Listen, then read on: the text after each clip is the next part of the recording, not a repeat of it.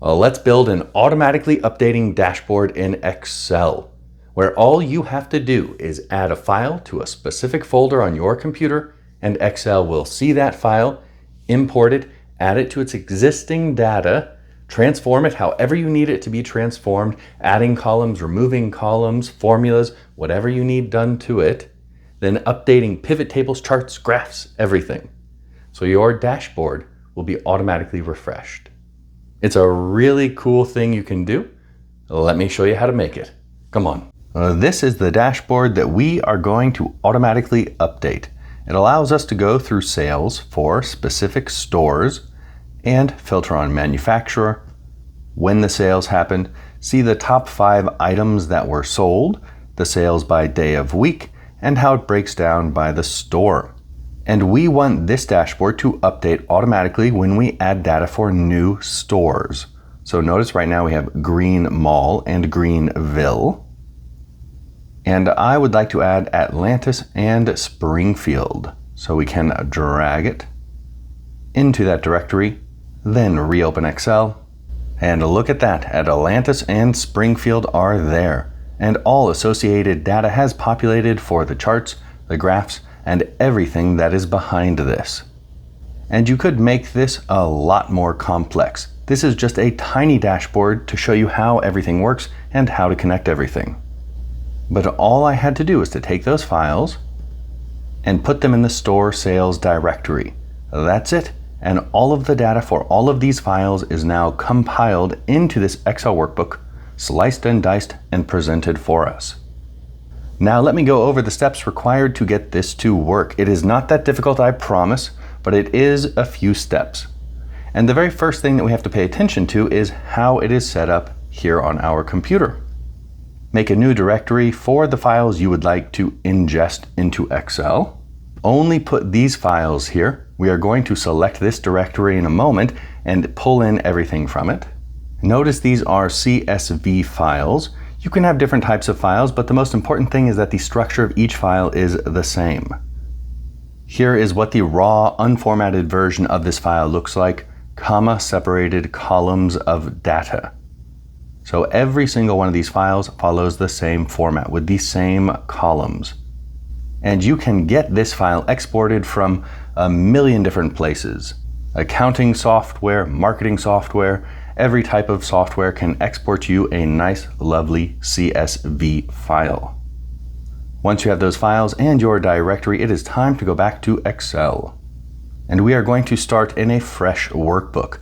But I do recommend that you download those CSV files from teachexcel.com so you can follow along with me in this tutorial. And I've got a link to the files completely free below this video. The first thing is to get the data into Excel. For that we go data, get data from file, and depending on your version of Excel, this might look slightly different. Then we go to from folder. Select the directory that you created, open. It'll give you a listing of the files in the directory. I removed Atlantis and Springfield just so we can start with 2 and then test the auto import feature. Then go to combine and transform data. On this screen, it just wants us to make sure that the import is looking correct. If it is not, go down to delimiter and change comma to whatever you use to separate the columns. You may also need to change the encoding over here. Usually you don't, but you might need to. Everything looks good for us, so hit OK. Over here at teachexcel.com, we are working on a new tool that'll fix your macros with a single click of a button. Let me know if that's something you'd be interested in. You can put it in the comments below here or contact me directly via teachexcel.com. And welcome to the Power Query Editor, an amazing feature in Excel that's going to allow us to combine everything and edit it a little bit before we bring it into Excel, or a lot depending on what you want to do. Now, if you don't need to edit or change or update anything here, you can go ahead and close and load the data right now. But I'm going to update it a little bit. Let's first remove the source.name column. So I click there, hit delete. I'm going to go over to store name, click that, and just bring it to the front. This isn't actually going to matter all that much, but I would like it here so it's a little bit easier for me to see in the worksheet. Because what we are doing now is just changing how it's going to look when it is imported. This won't actually create the charts and all of the neat visual elements. Now let's go here to date time, and let's make it an actual date that's easy to read by a human. Go up here, date time. The decimal means we have a time. But now I would like to add one more column, so it's a little bit easier to have a slicer filter by day of week. I want to know, does Sunday have more sales than Monday or Friday or Wednesday, etc. Well, let's go up here, right click, add column from examples. There are a few different ways to do what I'm about to do, but this is a pretty easy one.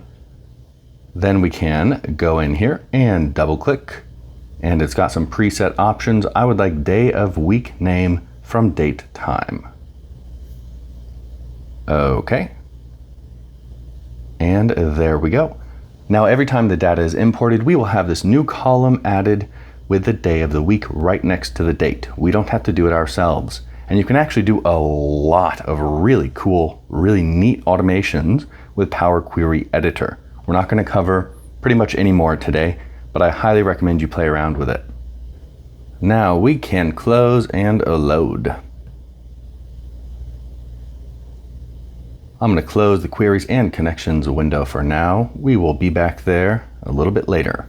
And now we have a table with our data. Let's verify we have more than one store. And of course, it is off the screen. Well, let's go for Greenville because we can see Green Mall already right here. Perfect. And the filter drop down that I clicked, that is off the screen, shows only two options, Green Mall and Greenville. And now we have completed the automatic import feature of this. So if we go, let me clear this right now, and let's go back to our directory. It now only has 2 stores. Let us add back Atlantis. So drag it into store sales, our monitored directory, go back here. Now it will not automatically go in at the moment yet. Well, what we do is go to a data and refresh all. And there we go, Atlantis right on top. And you can see the transformations. We have the day name for every date time.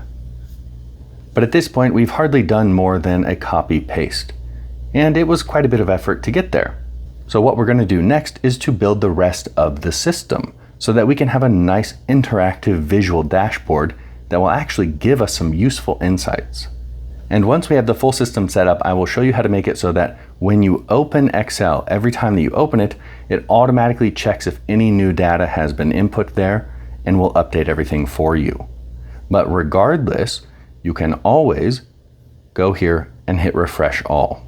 And of course, hit it a few times, make sure it's happy. But now, how do we get actionable insights from all of this data? Well, pivot tables. Pivot tables are our friend. We're going to make 3 simple ones here real quick. So select in here, go to Insert, Tables, Pivot Table. New worksheet is fine. I would like 3 charts, which means I need 3 pivot tables. I would like sales by store, by weekday, and the top 5 items. Well, let's go over here and use store name. Bring it down to rows. Now we have our 3 stores. Then we can go down here. There you are, total. Bring it to values. Add a little bit of formatting, value field settings, number format, currency is fine. Okay. Okay. We did not actually need that for the chart, but I do like to have it in there. And what chart would I like to have from this set of data? A pie chart. So click in our pivot table analyze, pivot chart, pie. All right. And simply update the formatting as you would like to update it. You can spend a very long time doing that. I am not going to spend that much time doing that, although I will move the legend to the bottom. Now let's make 3 more pivot tables. I'm going to go through this a little bit quickly because this is not a pivot table tutorial. Let's do sales by a weekday. I really do like this one. Day name, that is our new column that we added. And total. Add a little bit of formatting.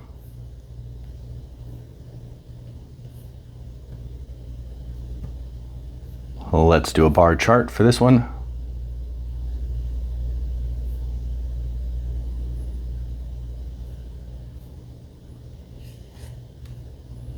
And I do not like the legend, don't need it. And one more.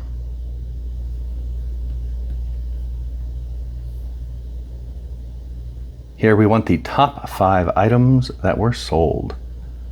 Item ID, and let us go for total. Add a little bit of formatting.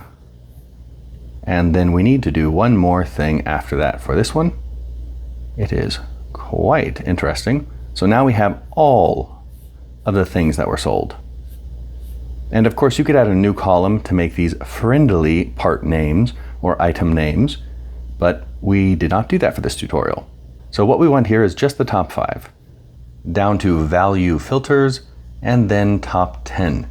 And of course it is off the screen.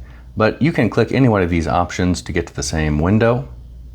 Just make sure that when you are here, it says show top 10 items by sum of total.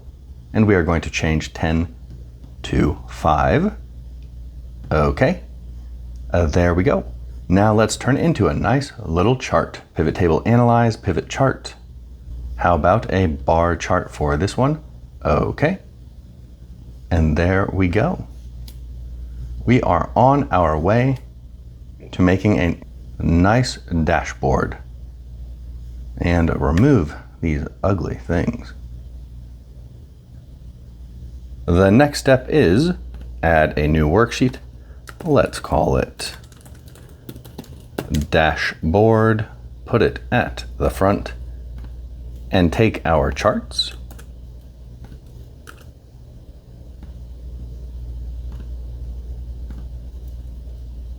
and put them on the dashboard. So simple, cut and paste. And at this point, you just want to make it look nice. But instead of wasting a bunch of time doing that, I'm going to show you how to add the remaining features because we don't have any visual filters over here. And a nice visual filter is called a slicer. These 3 guys right here are slicers, and they allow us to filter. So I would like to filter by store name, manufacturer, and day name. And we can do that by going to any one of these pivot tables and then going to pivot table analyze, insert slicer, store name, manufacturer, and day name. Okay. And we can take these 3. So hold Shift, click them, Control X, go to the dashboard, Control V. Well, let's back that up, click out of the chart, then paste it in. It's looking a little bit messy, but that's not important right now. We want everything to work and everything to connect. And right now, these are not connected to all 3 pivot tables. So what we have to do is to make that connection work. Watch when we move through them. You notice only the pie chart is updating. So right-click the slicer, report connections, and check the other 2 pivot tables. Then all 3 will update. Do that for the other 2. And it is a little bit tedious at this point, but we are getting close to the end, I promise. Now all three of these slicers will work for all of our charts. So at this point, we actually have a completely connected data set from CSV all the way to our dashboard. And you could add a little bit of formatting to the slicers. One little trick people often forget: click your slicer, go to slicer, and add multiple columns. And it makes it a little bit more visually appealing.